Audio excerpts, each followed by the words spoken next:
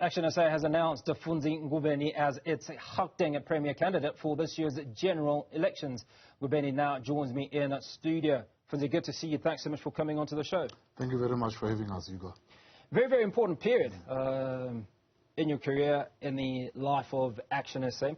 Let's start off with the vision and goals that you have for Gauteng. What specific initiatives do you hope to implement to rejuvenate Gauteng's economy? Yeah, Hugo, you are right. I mean, this is a very important time for ActionSA, but this is a very important time for the people of South Africa as well, because our country is really in trouble. We are facing this election with the highest unemployment rate that we have seen. Here in Gauteng in particular, we're looking at close to about 2.5, 2.8 million that are unemployed. Obviously, that's mostly the youth. But we also have a lot of 35 years and older people that have lost their jobs throughout this time. People have been retrenched. Why? Because factories have closed in and around Gauteng, where your typical unskilled labor will be absorbed, and those factories, most of them have been abandoned.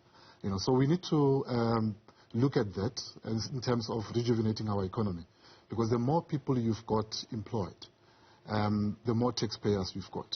Meaning that the municipalities that are here in Gauteng will benefit from getting all those people into economic activities. So that's what we are looking at. In my first 100 days, I've mentioned that I will do an audit of all these properties that have been allowed to lie fallow. They are abandoned, and most of them, their lifespan is still allows for them to be rejuvenated. And most of these are government properties. I mean, if you look at the ones in Pretoria, in Ga-Rankuwa area, in Babelegi, if you look at the one in Bronkhorstspruit, Ekanzastia area in the northeast of Pretoria, they are still in very good conditions. All they need is investors that are willing to work hand in hand with us to rejuvenate them and get more people into work. So that's one of the strategies that we have. But I must hasten to say, Hugo, that we also want to look at the law and order, the rule of law, bringing it back into the province. Well, one of the things that you're doing there, Funzi, is you are hoping to terminate 3,500 jobs, and that's the jobs of the Amapanyaza. Yeah, no, maybe it's important that we must clarify what we want to do with them, because we don't necessarily want to terminate their jobs, but we want to get them to work very closely with local police. You'll remember that the Constitution doesn't give provinces that competency of policing. The community development or community portfolio in the province, its role is to oversee the work of the SAPS and policing. They don't have any teeth to be able to do so. That is why Panyaza struggles so much to give them a legal status. Ours is to say, let's take them to local municipalities. Let's empower them with more skills, more training. So we'll take them out of the street, take them for a 3-year training, and then deploy them into local municipalities. So what's happening in those 3 years that you were taking them off the streets? Because I mean, you've talked about crime and wanting to deal with the law and order, right? And we know that South Africa, whether it's Gauteng or Western Cape or wherever you look, is essentially the crime capital of the world, right? So we are devoid of 3,000 boots on the streets of Gauteng if you train them for 3 years. Yeah, we are devoid of them, but we are also safe, and they are also very safe, because having untrained police on the ground is not safe for me, it's not safe for them as well. So it's important that we must not cut corners. We must be able to take them through proper training and then bring them back when they are ready. In the meantime, we're going to work closely with the SAPS. We know that even themselves, they are not happy with the number of booths that they've got on the ground. We do know that there are others that are coming out of training as we speak. They need to also obviously hit the ground running. Those ones are well trained. But we are also calling on the Minister of Police to also look at the SAPS reservists. Here in Gauteng, we've got close to about 12,000 of them. They've been working in the police for many, many years and earning a stipend.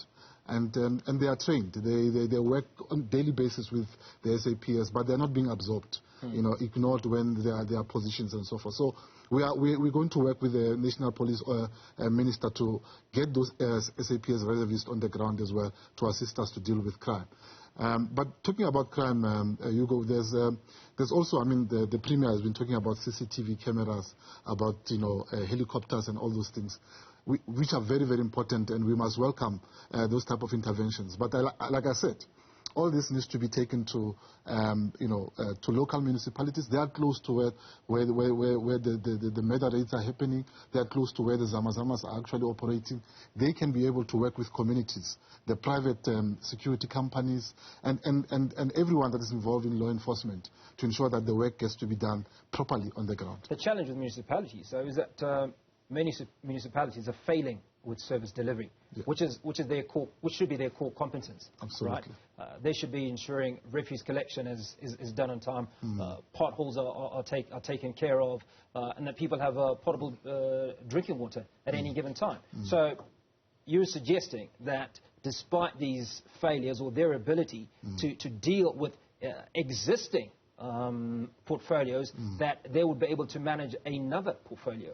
Yeah, I mean, in the 3 metros that we have in Gauteng, they already have police that are operating in the areas. What we need to do is now to capacitate the other 6 municipalities that are here in Gauteng to be able to take. And we must be clear that we're not going to devolve these responsibilities to any municipality that is unable to do the work. We must be able to, when we do devolution, that we do it to a competent department that will be able to do the work. And you are speaking correctly about the failures of municipalities here in Gauteng. We are quite clear about it, Hugo, that as a province we've got constitutional obligation to oversee these municipalities. Where they are failing, we've got a constitutional obligation to intervene and assist them. This current government has done that in a number of areas, but they have failed to actually properly intervene. A case example is Mfuleni, which is a municipality that, as we speak today, even after the intervention of the provincial government in 2018, they are still the worst municipality that you can find in South Africa. Why? Because this intervention that was executed by this current government was not genuine. It was not intended to go and resolve issues. In fact, what they went to do there was to make things worse, to loot further and to subject our people into bad service delivery in those areas. So ours will be an intervention that is genuine, that will go there to go and resolve issues. We'll get the experts only to go in and assist municipalities to be turned around, and so that they can be able to generate revenue, but also to make sure that once they've generated that revenue, that they're able to deliver proper services to the residents. So that is what we're going to do. We're not going to play around. We're going to be quite harsh with municipalities that fails to deliver, and we'll intervene impartially, but with force, so that we can be able to see a difference happening there.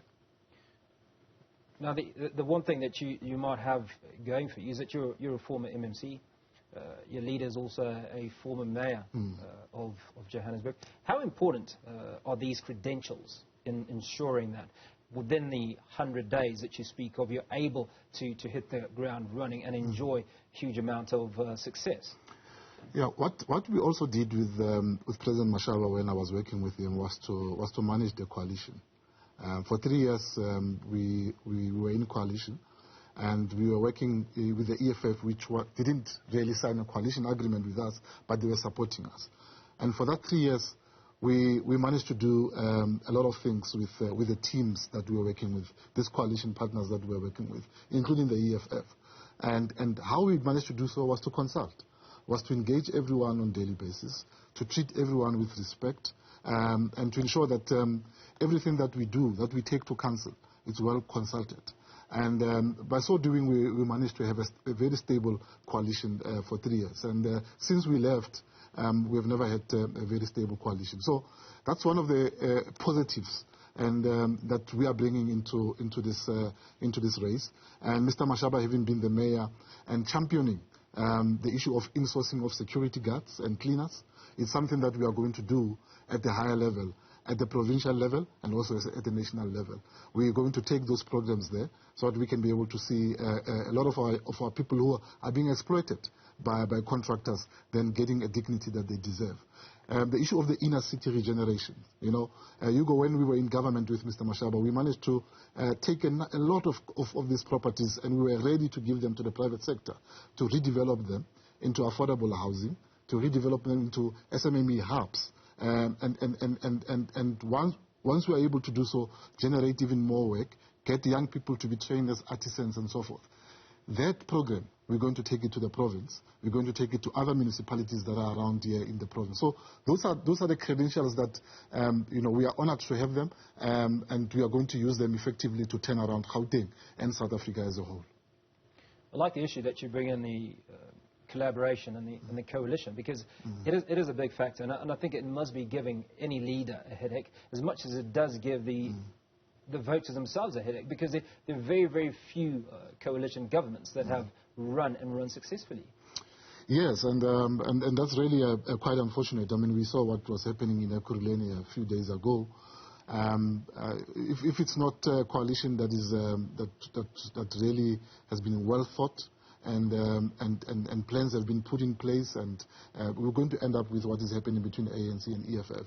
I'm quite happy that my organization took a step to be part of the multi-party charter, to start engaging with other parties, like-minded parties, to set the agenda up front, so that when we end up in coalition, then we know who we are going to work with, and we've already agreed on the agenda. We've agreed on the priorities.